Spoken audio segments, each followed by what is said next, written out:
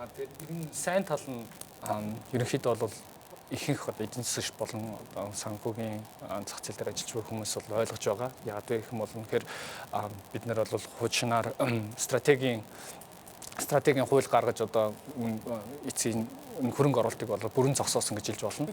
Тэгээд нэг асуудал нь юу гэх юм бол энэ сайн тал нь бол энэ хууль гарч ирснээр бол тэр хуулийг өмнөх хуулиа цуцлан шинээр сайн хуулийг гаргаж ирнэ хөрөнгө оруулалтыг буцаан татах тиймэрхүү боломжийг олгож ийн гэдэг нь бол сайн тал. Гэхдээ үнэхээр энэ олон дахин ингэж найсаж хайшаа эргэж байгаа олон дахинаар хууль гаргаж ирэн тэгээ гинт нэг нь болохоор гинт зогсоосон нөгөөх нь гинт нээсэн тийм хоёр талыг баримтсан маш юм огцом өөрчлөлт оруулдаг юм систем нь хамгийн гол маш муу гоохгүй. Тэргээ бид нар бол энэ хуулийг бас гаргаснаар үзүүлж байна. Яагаад гэвэл бид нар гинт стратегийн хуулийг гаргаж ирээд гинт зогсоонгуудаа тэнгуүтээ бид нар буруу зүйл хийчлээ гингүүтээ бүгдийг нээсэн гэсэн бид нар гинт бүх хөрөнгө оруулагчид нэгэн давуу эрэхтэй болсон гэсэн хууль гаргаж ирж энэ докторгүй байдлыг илүүд үзүүлж яах гэж би бол хувьдаа үзэж байна л да.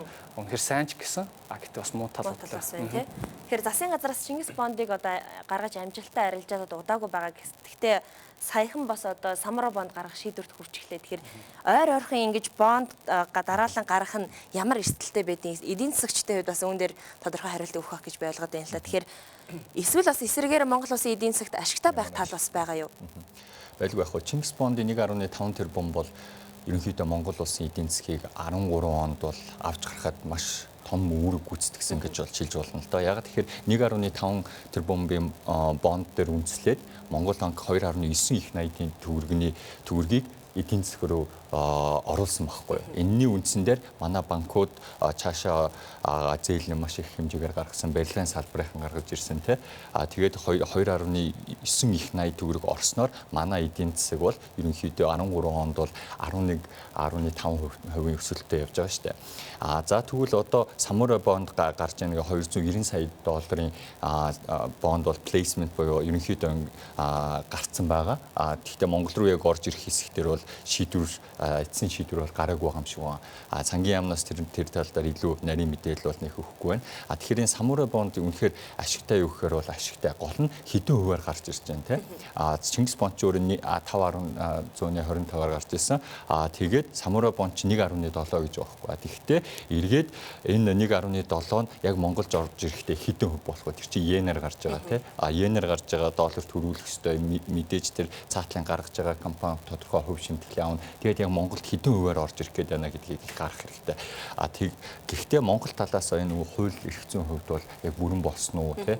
Бид нар ч 40% сийлинг тавьчаад байгаа шүү дээ. Зэйлэн дээрээ дотоодын нийт бүтээгдэхүүнийхаа тэрийг эргээд 60 болгох юм уу? Яг энэ тал дээр бид нар эцсийн байдлаар шийдвэрлээд тэгээд мөнгө бол бага хувийн хүүтэй босч ивэл ер нь оруулж ирэх хэрэгтэй. Эдийн засагт оруулаад удаан хугацаанд хөрөнгө оруулалтын иргэн улсад эргэж хөрөнгө оруулалтаа нөхөх тийм хэмжээний төслүүдэд оруулах хэрэгтэй л гэж бодлоо. Тэгэхээр зарим шинжээчдийн харж байгаагаар ойрхон ингэж бонд гаргах нь эрсдэлтэй гэж хараад байна л да. Яагаад ингэж хараад байгаа юм бэ? Яг нэг талаас энэ маань дараагийн жилүүдэд бидэнд үрийн дарамт болж гарна.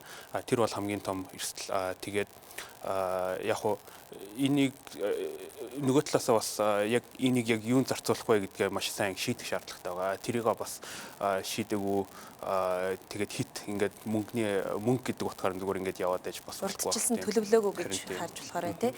Хэрвээ бонд ингэж ойрхон арилжаалж байгаа нь ашигтай гэж үзвэл хамгийн түрүүнд ямар салбарт энэ мөнгийг зарцуулах хэрэгтэй юм бол? Бид нар бол яг үнэхээр хөрөнгийн зах зээлээ бол бид нар бол үнэхээр хайсан мэд санагдаж байгаа. Яг гэх юм бол альва улс, альва эдийн засгийн өсөлт болоо эдийн засгийн доктортой байдал, эдийн засгийн тэр давмгай байдал ч юм уу тэр байдлыг бол хөрөнгийн зах зээл нь индикатор болж мэдрэгддэг байгаа байхгүй. Хөрөнгийн зах зээлийнхэн өсөлтөөс болон хөрөнгийн зах зээлийнхэн одоо хөгжингүй байдлаас нь мэдрэгддэг байгаа юм.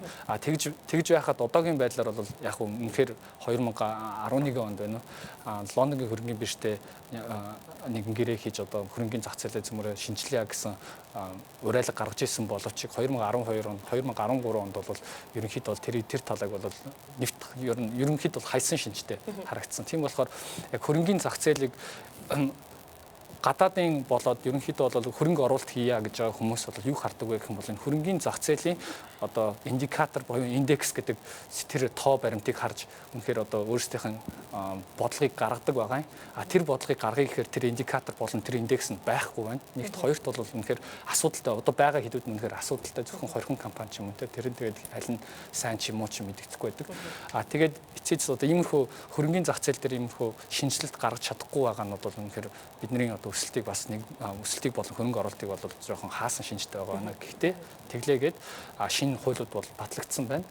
Тэгээд явандаа тэр тал руу одоо хандах байх гэсэн одоо бас хандлага харагдаж байна. Тэгэхээр дараагийн асуултад оролцоод юу гэхээр үн тогтворжуулах хөтөлбөр 8% зээл яг зах зээлээ эргэлтэд хэрэгцээтэй хүмүүст очиж чадахгүй байна гэсэн асуудал бас шинжээчдийн зүгээс яригадаад байна. Ер нь энэ байдал 2014 онд үргэлжлэх шаардлага өрн байгаа юм болов уу? Энэ тал дээр байрны үн өсчгөөд байна. 8% зээл бас амжилттай хэрэгжин гэж яригадаад байгаа боловч бодит байдал дээр бодит хэрэгцээт хүмүүстээ бас хүрч чадахгүй байгаа шүү дээ.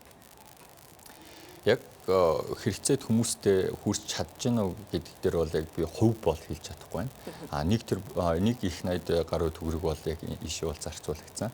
2014 онд эргээд энийг дахин одоо securitization буюу үн цаасчлуулад сая 320 тэрбум төгрөг ерөнхийдөө бол зарагдлаа. 90% нь бол Монгол банк, 10% нь банкуд хувааж авсан гэдэг тийм мэдээ гарсан шүү дээ. Тэгэхээр эндээс харахад бол 14 онд бол 320 тэрбумын ямар ч байсан 8% дахиад санхүүжилт бол явагдах бах.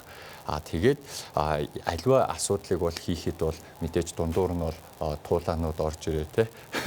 Ерөнхий тэр тэндээс бол ашиг олж байгаа бах. Гэхдээ эргээд ингээд нийт авсан хүмүүсийн харах юм бол ихэнх нь бол яг манай энэ дундаж иргэд амьдралтай иргэд буюу яг энэ нийгмийн дунд түвшинд бол нэлээд хүрсэн гэж би бол үзэж байна.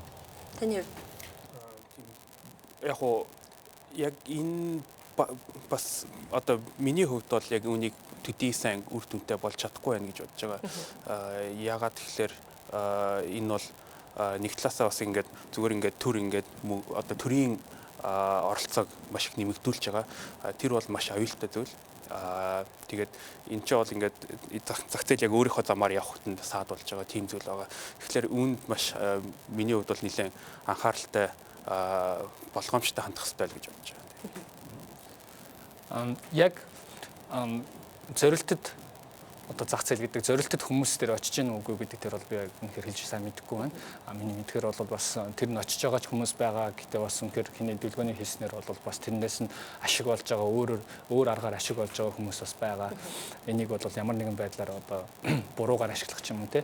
Гэхдээ нэг юм анзаарч мэдэх хэрэгтэй байх гэж бодож байна. Ерөнхийдөө бол Монгол улсын альва хүмүүс бол энэ 8% зээлийг гаргаснаар одоо эцээдд одоо үйл хөдлөх хөрөнгийн зах зээлийг бол маш ихээр одоо өсгсөн байгаа. Үнийн хувьд бол маш ихээр өсгсөн. Гэхдээ тэгээд бас өсгсөний дагуу бас яасан бэ гэх юм бол одоо үйл хөдлөх хөрөнгийн болон одоо өөрөлдөх болон байшин гэр орон сууц эднэрүүдийн одоо барилгын салбарыг бол маш хүчээр өсгүүлсэн байгаа байхгүй. Тэгээд барилгын салбарын одоо ачаар бид нэр эцээдд бол 2013 онд